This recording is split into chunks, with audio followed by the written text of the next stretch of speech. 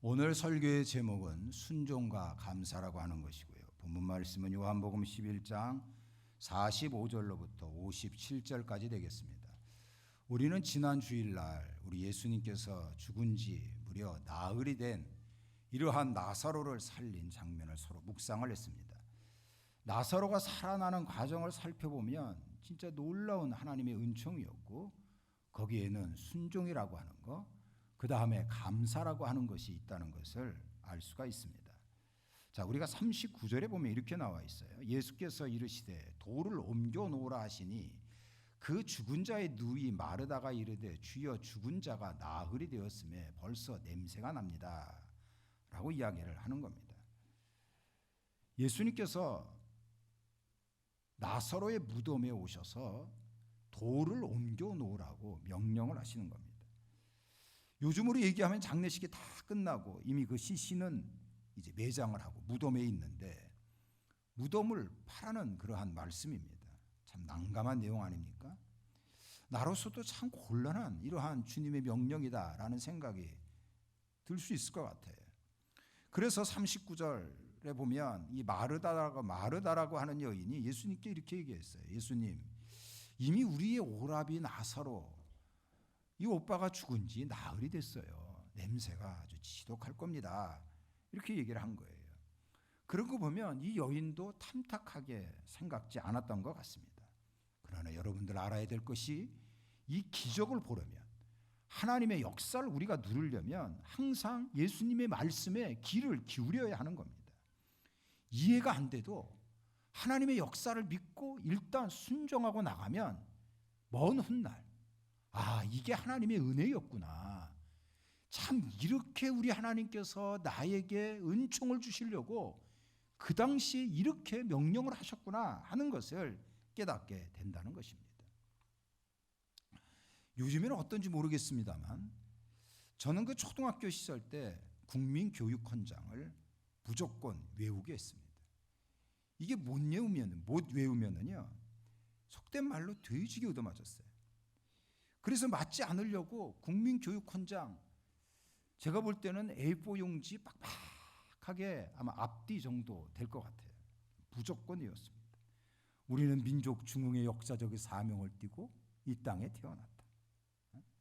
반공 민주정신의 투철한 애국 애적이 우리의 삶의 길이며 민족의 슬기를 모아 줄기찬 노력으로 새 역사를 창조하자. 이런 식으로 전개되는 내용입니다. 근데 어릴 때는 안 맞으려고 아무튼 뜻도 모르고 무조건 외웠는데요. 어른이 된 지금 가만히 생각을 해보니까 그 내용 그대로 내가 반공주의자가 된 것을 깨닫게 됐어요. 저는 반공주의자입니다. 젊은 목사님들하고 얘기하면 저보고 보수 꼴통이라고 얘기를 해요. 좋습니다. 그러나 이 나라는 하나님이 지켜주시고요. 그리고 기독교가 크게 부흥이 돼야 이 나라가 축복을 받는 것입니다. 이와 같이 우리가요, 믿음 생활 하다 보면 이해가 안 될 때가 많아요. 그리고 하나님께서 내 처지와 형편을 살펴보지 아니하시고 또 이렇게 말씀도 하시고 저렇게 감동도 주셔요. 그렇지만 힘들어도 하나님의 역사를 믿고 여러분들이 순종해 나가면 반드시 그것이 합력하여 선을 이루는 하나님의 축복이 나타난다는 사실을 믿으시기를 바랍니다. 그러니까 나사로를 살리는 이러한 과정에 예수님께서는 전혀 생각 못하는 명령을 내리신 거예요. 돌을 옮겨 놓아라. 무덤에 있는 사람을 이제 끄집어내려고, 우리나라로 얘기하면 무덤을 다 파헤쳐라, 이러한 말씀이었어요. 근데 순종했습니다. 이들은.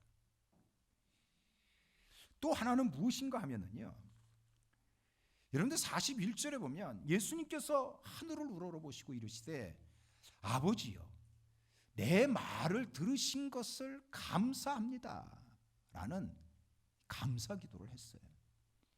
이때 상황은요, 감사할 상황이 아닙니다. 생각을 해보십시오. 예수님께서 기도하여 뽑은 제자가 12명이었잖아요. 아주 심혈을 기울이고 저희들과 동고동락을 하면서 예수님께서는 교육을 시키시고 사랑해 주시고 많은 기적을 보여주셨어요. 근데 성경에 보면 예수님 제자 가운데 오로지 사도 요한 이 제자 하나만 사랑한다라고 표현을 했어요. 나머지는 사랑한다는 표현을 하지 않으셨어요. 그런데 이 나사로와 나사로의 가정은요, 예수님께서 무려 3번씩이나 사랑한다, 사랑한다, 사랑한다 이런 말씀을 하시고요. 예수님께서 이 가정에 막 잘못되는 걸 보고 눈물을 흘리셨어요. 그러니까 눈물도 흘리시죠. 사랑한다는 표현도 하셨죠. 이거를 동네 사람들이 다 알고 있었어요. 베단이라고 하는 동네 나사로가 살았는데 동네 사람들이 다 알고 있었던 거 아닙니까? 근데 장례가 일어난 거예요. 사람이 죽은 거예요. 예수님이 오시지도 않아요. 장례 다 끝나고 그 시신을 이제 땅에 묻은 후에 나타나신 거예요. 동네 사람들은 수근수근 됐어요. 사람들은 섭섭한 마음을 갖고 있었어요. 이럴 때 예수님께서는 뚜벅뚜벅 나사로의 무덤에 가셔서 하셨던 말씀이 오 하나님 감사합니다 이런 말씀이었어요. 감사할 상황이 아닙니다. 모든 것은 악조건이었어요. 그럼에도 불구하고 우리에게 가르쳐 주신 것은 감사예요. 여러분들 감사해야 됩니다. 고달픕니까? 어렵습니까? 뭐가 막 뒤틀립니까? 안 됩니까?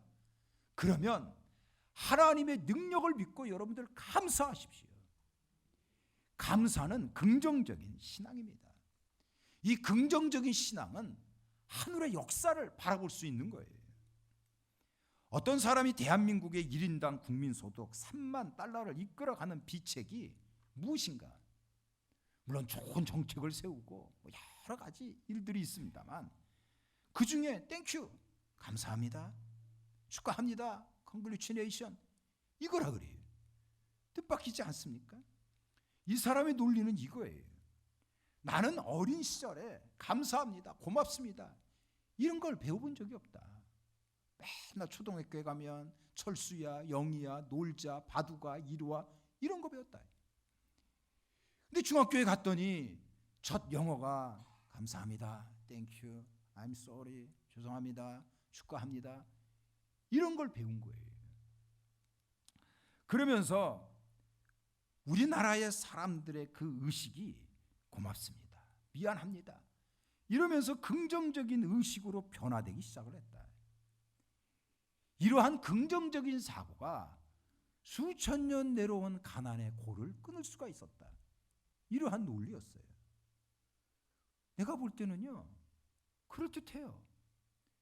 우리 예수님께서 우리에게 가르쳐 주신 이 100%의 긍정적인 신앙이 여러분들에게 있다면 반드시 예수 그리스도께서 여러분들에게 함께 하시고요, 축복과 승리의 역사를 허락해 주실 것입니다. 돌무덤 앞에서 예수님이 감사한 그것을 마음에 새겨두십시오. 그래서 속상해하지 마시고 억울해하지 마시고 예수 그리스도의 이름으로 감사하십시오. 더욱더 적극적으로 나가십시오. 그러면 여러분들에게 길이 열려지게 될 것입니다. 나사로가 살아나는 이 과정에서 첫 번째가 순종이었고요, 두 번째는 감사입니다. 그리고 나서 예수님께서 큰 소리로 나사로야 나와라 이랬더니 놀라운 일이 벌어지지 않았습니까? 죽은 나사로가요 뚜벅뚜벅 걸어 나온 거예요. 그렇습니다. 어둠의 권세, 사막의 권세를 이기신 분은 오로지 예수님 그분밖에 안 계세요. 예수 그리스도의 이름을 의지하여 여러분들이 담대하게 나가면은요, 여러분들의 앞을 가로막고 있었던 그 사망과 어둠의 세력이 다 사라져 버리는 것입니다. 예수님의 이름을 의지하여 도전하세요. 예수님의 이름을 의지하여 선포하며 나가십시오. 반드시 앞날에 찬란한 대로가 열려지게 될 것입니다. 죽어서 무덤에 있었던 나사로가 살아서 무덤 밖으로 나왔을 때 내가 생각할 때는 주변에 있는 사람들이 충격을 받았을 것 같아요. 와 하고 소리를 질렀을 것 같아요. 그러면서 야, 예수님이 진짜 하나님의 아들이구나, 이분이 그렇게 기다려왔던 메시아구나 이렇게 생각을 했을 거예요. 그런데 오늘 이 본문 말씀에 보면 다 그랬던 것은 아닙니다. 나사로가 살아나는 이 놀라운 현장, 그 기적을 보고 사람들은 세 가지로 반응을 하기 시작을 했어요. 첫 번째로는 마리아에게 와서 예수께서 하신 일을 본 많은 유대인들이 예수님을 믿었습니다. 그렇죠. 예수님을 믿은 거예요.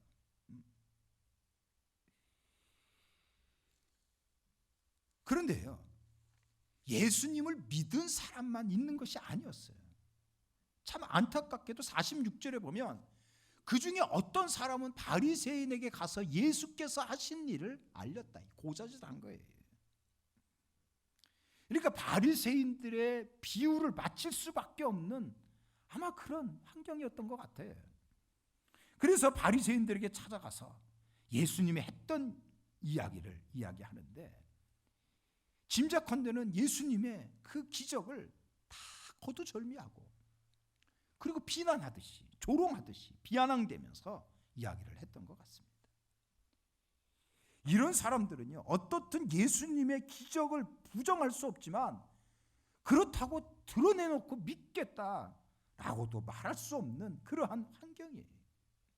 이런 사람들이 의외로 많습니다.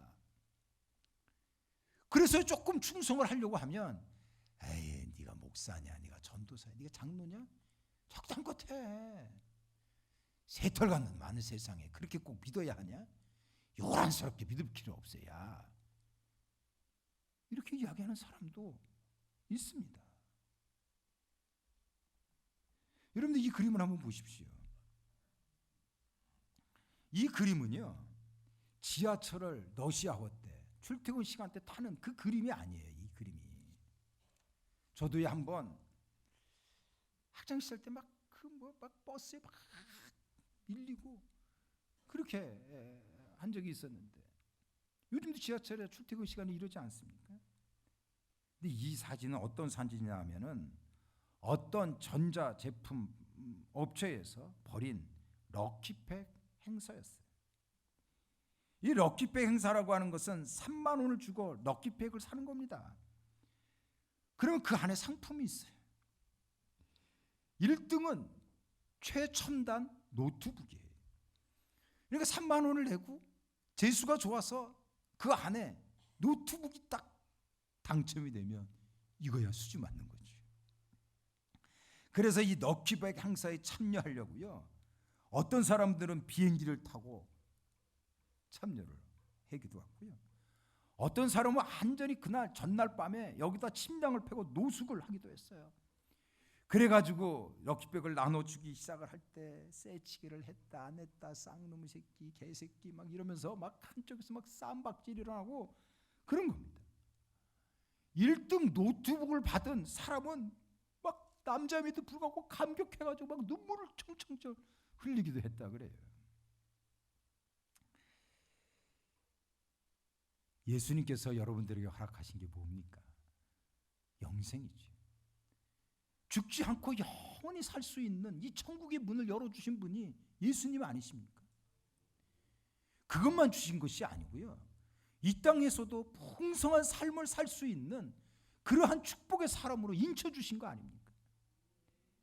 그래서 성경에 보면 예수님 때문에 우리들이 진짜 수지 맞은 사람이었어요. 그래서 천사도 흠모한다고 하는 말이 나오는 거예요. 천사도 흠모하는 사람이 바로 우리란 말이에요. 근데 왜 그 가치를 모르고 있습니까? 예전부터 아프리카에는 다이아몬드들이 많이 났다고 해요. 그래서 오래전에 백인들이 그곳을 방문했다가 깜짝 놀랐어요.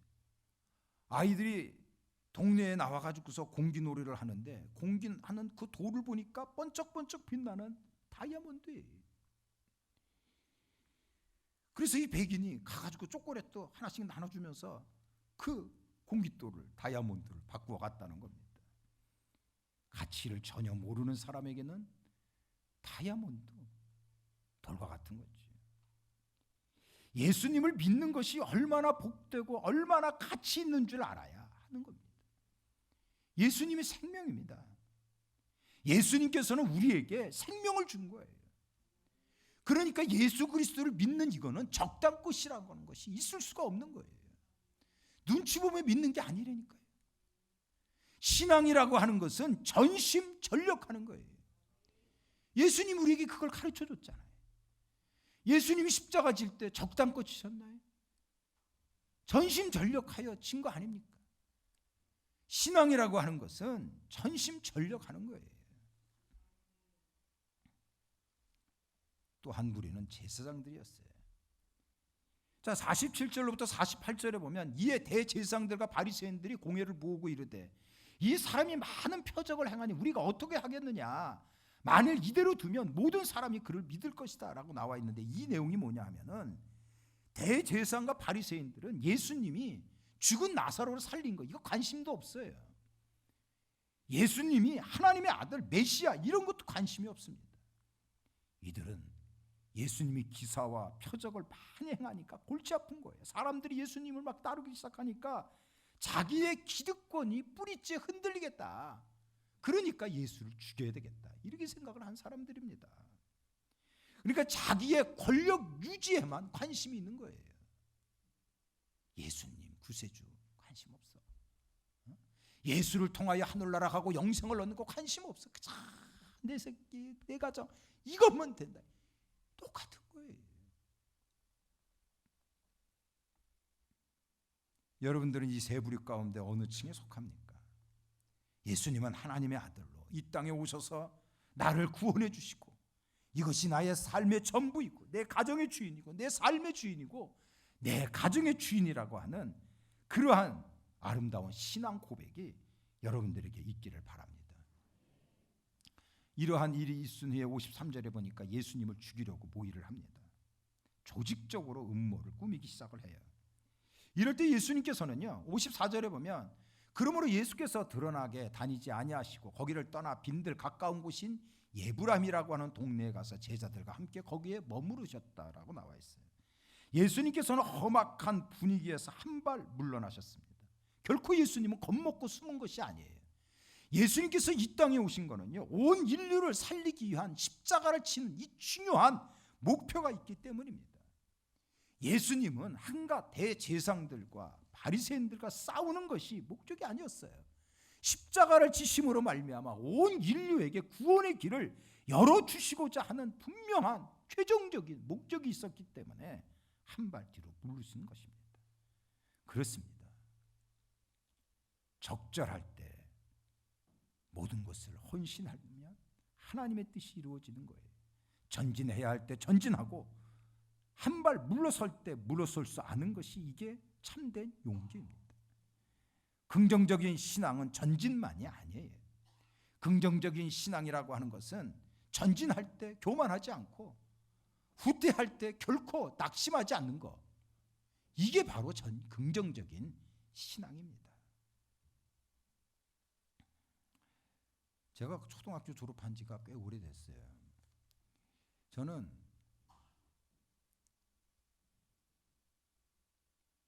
서울에 있는 그 마포구 신공덕동 거기에서 학교를 다녔어요. 제가 학교 다닐 때는 한 반이 한 70명, 80명 이랬어요. 그것도 한 학년이 15반, 16반 이래가지고 애들이 얼마나 많은지 몰라. 나 초등학교 동창생이 누군지도 몰라요. 근데 간혹가다 우리 권사님들, 집사님들 뵈면 나 초등학교 동창회하고 왔어요 이래요. 거기는 참 초등학교 동창들이 얼마 없어서 굉장히 잘한대요. 근데 저는 초등학교 동창이 누군지 모릅니다. 그런데 초등학교와 딱 아는 게 하나가 있는데 그게 뭐냐 하면 교가입니다. 교가. 그거는 까먹지가 않아요. 한번 내가 불러볼까요? 아무튼 초등학교 교가 기억하고 있어요. 90세 이상 먹은 할머니들이 모여서 초등학교 동창회를 했답니다. 기억도 가물가물하죠. 근데 어떤 할머니가 일어나더니 너희들 우리 초등학교 교가 아냐? 이렇게 물었어요. 그랬더니 한 할머니가 벌떡 일어나가지고 나 알고 있지? 이러면서 나 부른다. 이제 부르신 거예요. 이게 부르는데 뭘 부르냐 하면 동해물과 백두산이 애국가를 부르신 거예요. 이 할머니들이 그걸 듣고 익숙한데 저게 뭐지? 어디서 많이 들었는데 저게 뭐지? 막 이랬어요. 근데 한 할머니가 그렇지, 교가다, 교가, 이런 거예요. 이게 모든 사람들이 교가지, 교가. 그래가지고 할머니들이 일어나가지고 동해물가를 외쳤대요. 그렇게 쳐다보지 마세요. 진짜라니까. 여러분들 예수님을 어떻게 믿고 계십니까? 하루 오래 믿어오셔서 가물가물해가지고 그냥 멋대로 믿고 있는 거 아닙니까? 아니면 주변 환경을 이기지 못해서 그냥 적당껏 믿고 있는 거 아닙니까? 예수님은 우리 인생의 전부입니다. 예수님께서는요, 나의 권위를, 이런 왕적인 권위를 회복시켜 주시기 위하여 이 땅에 오신 우리의 주인이시고 구세주 되시는 예수님이십니다. 이런 예수님께 여러분들 분명한 오늘 설교의 제목대로 순종과 그리고 하나님의 능력을 믿고 감사하십시오. 기적이 일어날 것입니다. 하나님의 역사가 여러분들에게 나타나게 될 거예요. 그래서 죽음과 같은 문제가 해결이 되고 여러분들에게 승리의 면류관을 얻는 축복의 사람이 되기를 예수님 이름으로 축원합니다.